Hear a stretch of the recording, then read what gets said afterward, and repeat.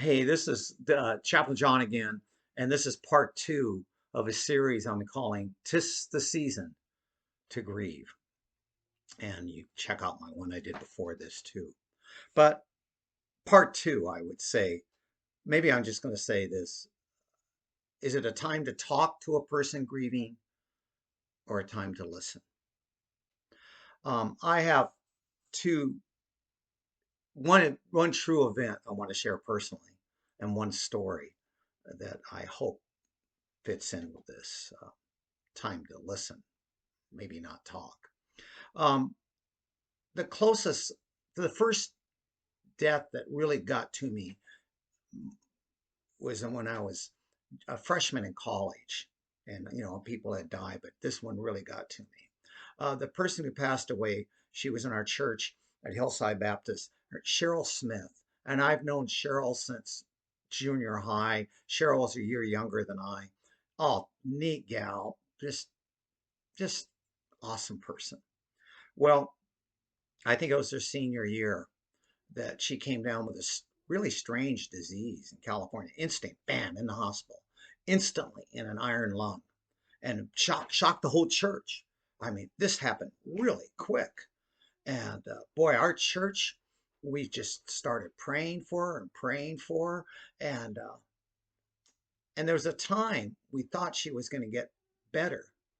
Yeah, Cheryl did pass away, but there was a time we thought she was getting better because you would, when you went to visit Cheryl, and there she is, I'll never forget this, in an iron lung, man, and her head was outside it, and she couldn't talk. She could blink, maybe move her face a bit, but she couldn't talk. And so if you visited Cheryl, it'd be like a one-way talking. Um, and but there was a time we thought she was really going to get better. And we'd get reports in church. We'd share what's going on. Those that have visited the pastor would give reports because there was a time she could actually, and her folks, the family was part of that church. I love this family, the Smith family. Still love them. And and so there were people would give reports, but there was a time we thought she was getting better. Our prayers were being answered because she could actually whisper. She could whisper. Wow, that was great news. And then, well, she passed away. But I remember our pastor coming back from visiting Cheryl, and he said over the pulpit, well, God's good. Cheryl can actually whisper. And we're going, wow, that's great.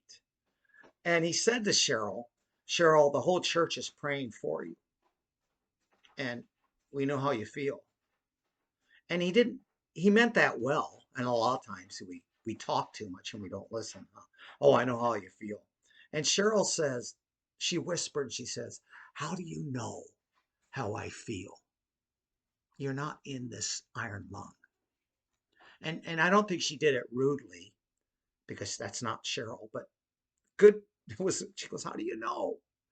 And we're going, wow. Well, we don't know. We can share our grief, but no, our grief may be different from another person. We can share, well, here's how I got over it.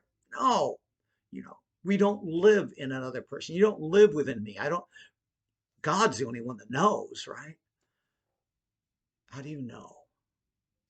Well, the story I want to share with you, because if I had a theme for this, it's maybe we need to listen more than we need to talk.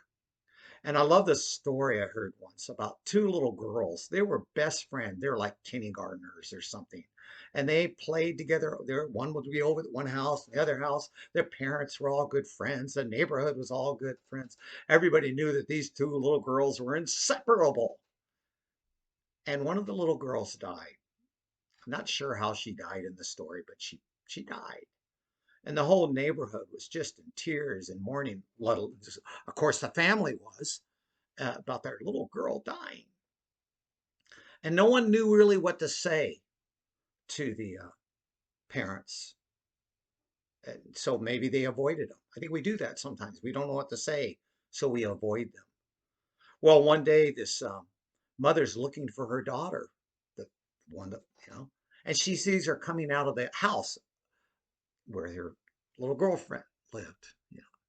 This is, and she comes out of the house And the mother says, what were you doing? Well, I went over to see Sally's mom. And what did you say to her? The mother said, what did you say to her? And the little girl said, I didn't say anything. I just got on her lap and I cried with her. Hmm. What do you say? Maybe we don't need to say anything. We just listen and grieve with them.